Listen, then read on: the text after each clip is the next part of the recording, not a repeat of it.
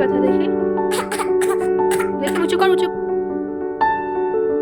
শুভ সকাল বন্ধুরা, welcome back to my channel. আশা করছি তোমরা সকলে ভালো আছো, সুস্থ আছো। আমি সর্বাণী, আমার আরো একটা নতুন ব্লগে তোমাদের সকলকে জানাই আমার চ্যানেলে অনেক অনেক স্বাগত। সকালবেলা কিন্তু মামাম একদম সুস্থ ছিল, মামামকে নিয়ে ওর পাপা একটুখানি বেরিয়েছিল, আর এখানটায় আমি চলে এসেছি রান্নাঘরে, ডালিয়া করছিলাম, আর এখানটায় সমস্ত সবজিগুলো কেটে নিয়েছিলাম। বেলায় যদিও বা কিছু ড্রাই ফ্রুট আমি ভিজিয়ে রাখি, কিন্তু হাঁটতে চলতে বা রান্না করতে করতে সেগুলো আমাকে খেতে হয়। যাই হোক, বসে খাওয়ার সময় এখন নেই, তো এখানটা ডালিয়াটা একদম হয়ে গেছে, জাস্ট নামিয়ে ফেলবো। আর এই দেখো, আমার বর্মশাইকে কিন্তু আমি খেতেও দিয়ে দিয়েছি। পাঁপড় ভাজা ছিল, আর ডিমের অমলেট, আর ডালিয়া ছিল। রান্নাঘরে টুকটাক কাজকর্মগুলো সারার পরে চলে এসেছিলাম ঘরে। ঘর দুয়ারটা ভালো করে গোছগাছ করার পরে ঘরটা মুছে নিয়েছিলাম। তারপর চলে এসেছিলাম ছাদে। ছাদে কিছু জামা কাপড় মেলা ছিল, সেগুলি মেলতে চলে এসেছিলাম। প্রত্যেকদিন যদিও বা হয়ে ওঠে না, কিন্তু মাঝে মধ্যে একটা বোতল জল আমি ছাদে রেখেই যাই, জলটা গরম হওয়ার জন্য। আর এখানটা দেখো, সমস্ত জামা কাপড়গুলো আমার মেলা হয়ে গেছে। সকাল বাজে এখন প্রায় 10:30 11টা মতো। এখন আমি সকালের ব্রেকফাস্টটা করছি, কারণ মাম্মামকে আগে আমি খাওয়াই, তারপরে আমি খাই। না হলে এই সমস্ত কিছু দেখলে কিন্তু ওর খাবারটাও একদমই খেতে চায় না। এবার বলি মাম্মামের কি হয়েছে। হ্যাঁ, মাম্মামের কিন্তু ফাঙ্গাল ইনফেকশন হয়েছে, যেটা ডাক্তারবাবু বলেছিল। তো খুব ছোট্ট করে তোমাদের সঙ্গে শেয়ার করছি। সকালবেলার দিকটাতে কিন্তু তেমন একটা কোনো প্রবলেম হয়নি। মামাম কিন্তু দিব্যি ও নিজের মতো খেলা করছিল, তবে খুব তাড়াতাড়ি বুঝতে পারাতে কিন্তু মামামের তেমন একটা কোনো প্রবলেম হয়নি বা জিনিসটা ছড়াতে পারিনি। তবে যদি খেয়ালটা না করতাম তাহলে কিন্তু বেশি ছড়িয়ে যেত, আর মুখের মধ্যে কিন্তু ঘা টাইপের মতো কিছু হয়ে যেত। মামাম যখন দুপুরবেলা লাঞ্চটা করছিল, যখন ওর খিদে পেয়েছিল, তখন একটা গাল যখন মুখে দিয়েছিলাম, ও কিন্তু হা করেছিল, কিন্তু তারপর না ভীষণ চেঁচিয়ে উঠেছিল, আর কিছুতেই খাবারটা খেতে চাইছিল না। ভাবছিলাম হয়তো ঝাল বলে ওই জন্য ও খেতে চাইছে না। তারপরে একদম সাদা বাটা একটা তরকারি দিয়ে ওকে যখন ভাতটা মেখে দিয়েছিলাম, ও কিন্তু খেয়েছিল, যার জন্য তেমন একটা বুঝতে পারিনি। ভেবেছিলাম ঝালের জন্য দুপুরবেলায় খাই। এই মেয়েটা আমার সারাক্ষণ খুব দুষ্টুমি করে আর খুব আনন্দ থাকে। সেই মেয়েটা দেখো বিকেলবেলা দেখতে একদম চুপচাপ হয়ে গেছিল, তখনই ভাবছিলাম কিছু একটা প্রবলেম হচ্ছে। তো বিকেলবেলার দিকটাতেই মামামের জন্য ওটস করেছিলাম। যেই পরিমাণে খায় মামাম, কিন্তু মানে এইটুকু খাবার খায়, কিন্তু এইটুকুও খায়নি, খুবই অল্প খেয়েছিল। আর আমরা সন্ধ্যাবেলায় কিন্তু চাউমিন বানিয়েছিলাম, আমি আর মা সেটাই খেয়েছিলাম। কিছু একটা সন্ধ্যাবেলা টিফিন বানালে ঠিক রান্নাঘরের অবস্থাটা এমনই হয়ে যায়। অনেক বাসন হয়ে গেছিল, তো সমস্ত বাসনগুলো ধোয়ার পরে কিন্তু আমি এখানটায় রাতে রান্নাবান্নাটা করছিলাম। আজকে আর মা করেনি, তো এখানটায় মাছ ভাপা মতো করেছিলাম, আর বাসনপত্র তো ওগুলো ধোয়া হয়ে গেছে। কিন্তু এই মাছ ভাপা করতে করতে কিন্তু আরও কিছু বাসনপত্র হয়ে গেছিলো, সেগুলো ধুয়ে নিয়েছিলাম। কিছুদিন ধরে মাম্মামের জন্য একটা ব্রাশ ভাবছিলাম কিনবো, কিন্তু বাইরে দোকানগুলোতে খোঁজ করেছিলাম, পাইনি। যার জন্য কিন্তু মাম্মামের জন্য মাম্মামের পাপা এটা অনলাইনে অর্ডার করেছিল, তারপরে চলে এসেছিল, আর বেশ ভালো এসছে। কিন্তু তোমরা চাইলে তোমাদের সঙ্গে লিঙ্কটা আমি শেয়ার করে দেবো। কথা বলতে আগের দিন ঠিক তেমন একটা বুঝে উঠতে পারিনি, ভাবছিলাম ঝাল বলে হয়তো মামাম খাচ্ছে না, তাই জন্য কিন্তু ডাল আর আলু ভাজা করে মামাকে খাইয়েছিলাম। তো আজকে পরের দিন সকালবেলায় যখন মামাম ঘুম থেকে উঠলো, তখন ঘুম থেকে ওঠার পরপরই দেখলাম আমার মুখে, মানে ঠোঁটের সামনে না, মানে শীতকালে বড়রা যখন বোরলিন বা ভেসলিন দেয়, একটা সাদা সাদা আঁচড়ের মতো পড়ে থাকে, তো মাম্মাম যখন ঘুম থেকে উঠলো ঠোঁটের মধ্যে ঠিক অমনটাই হয়েছিল। তো সেটা দেখেই ফার্স্ট সন্দেহটা হয়েছিল। বড়দের মুখে শোনা বাচ্চারা যখন তেমন একটা কিছুই খেতে চায় না, তখন কিন্তু ওদের কোনো একটা প্রবলেম হয় বা মুখের মধ্যে ঘা জাতীয় কিছু হয়। তো এটা আমার জানা ছিল, যার জন্য মামামের ঠোঁটে যখন ওটা দেখেছিলাম, সঙ্গে সঙ্গে কিন্তু মামামকে হা করতে বলি, ও কিন্তু হা করেছিল। ওর একদম মানে জিভের মধ্যে, তারপরে গালের উপরগুলো, মানে ভেতরে একটা সাদা সাদা স্পট মতো হয়েছিল। আমি ভেবেছিলাম ঘা মতো, তো ওই জন্যই কিন্তু মামা ঝাল জাতীয় কিছু খেতে পারছিল না। আর যেই খাবারটা খায় সেটাও কিন্তু খুবই অল্প পরিমাণে খাচ্ছিল। তুমি হ্যাঁ কুকু, আমার তোর মুখে কি হয়েছে একটু দেখি, হা করো মা, হা করো, বড় করে হা করো মা। কি খাবা? তাহলে হা করো দেখি, মুখে কি আছে। শোনো না, দেখি আমার মা, তুই একটা কটা নিবি চিপস? হ্যাঁ, মুখে হা করো, দাঁড়ো দেখি, হা করো, দাঁড়ো।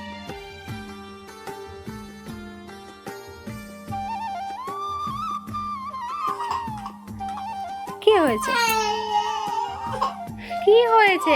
শোন না, বিকু খাবি? তা কি খাবি? হ্যাঁ, আইস খাবি? তাহলে হা কর, আইস দেবো। ফুও খাবি? আর কি খাবি? এটা হাততালি দে। আচ্ছা ঠিক আছে, দেবো, আইস দেবো তোকে। আচ্ছা বসো। আইস কটা খাবা তুমি? কটা? শোনাই, তুই কি করছিস এগুলো?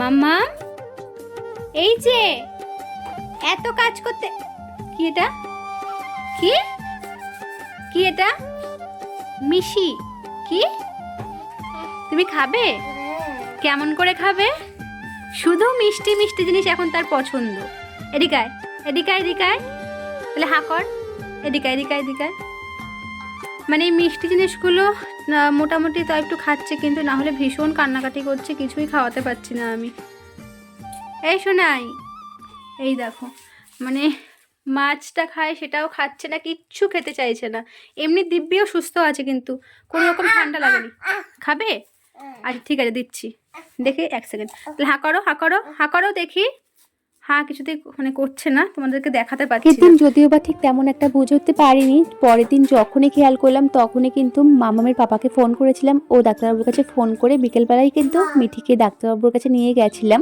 আর ডাক্তারবাবু জানিয়েছে মামামের ফাঙ্গাল ইনফেকশন হয়েছে আমার যেটা ধারণা অনেকেই বলছে যে আমাদের এখানে তো প্রচন্ড ঠান্ডা কৃষ্ণনগরে এমনি তো ঠান্ডা তোমরা জানো তো ঠান্ডার জন্য হয়তো বাচ্চাদের এমনটা হতে পারে আর আমার যেটা মনে হয় যে হয়তো হাতের দ্বারা কোনো জীবাণু গেছে এমনও হতে পারে তো জানি না এটা কিসের দ্বারা হয়েছে তোমরা জানলে অবশ্যই জানিও সেটা তো এত যত্নের পরেও কি করে সেটা সম্ভব হলো বুঝে উঠতে পারছি না তবে এই ভিডিওগুলো কিন্তু কিছুদিন আগের প্রায় 1 সপ্তাহ আগের তো তখন তো কোনো রকম ভিডিও ক্লিপ আমি নিতে পারিনি সেটা সম্ভবও নয় তো কিছু পরে আমি ভিডিও করেছিলাম আর আগেও ছিল সেগুলো কোনো মধ্যে দিয়ে তোমাদেরকে ঘটনাটা জানানোর জন্য আমি তোমাদের সঙ্গে ভিডিওটা শেয়ার করলাম তোর ব্যথা কমেনি এখনো কোথায় ব্যথা কোথায় তোমার ওখানে না হ্যাঁ জিভ বার করো জিভ বড় করে বার করো মাম্মামের তেমন একটা যদিও কোনো প্রবলেম হয়নি ডাক্তারবাবুর কাছে তাড়াতাড়ি করে নিয়ে যাওয়াতে ওষুধটাও তাড়াতাড়ি করে দিয়ে দিয়েছিলাম যার জন্য নয়তো বা আমাদের এখানে আরেকটা বেবিরও এমন হয়েছে